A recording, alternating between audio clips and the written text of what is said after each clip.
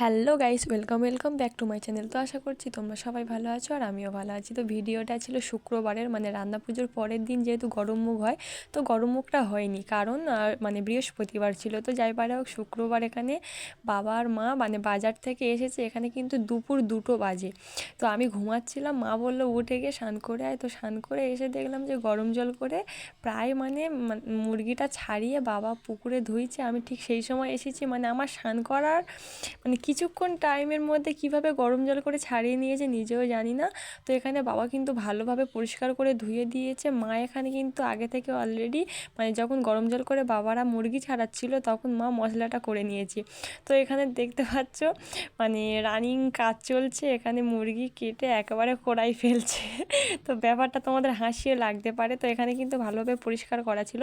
তো রান্নাবান্না কমপ্লিট। এখানে দেখতে পাচ্ছ স্নান ফান করে এসে সবাই ভাত খাচ্ছি।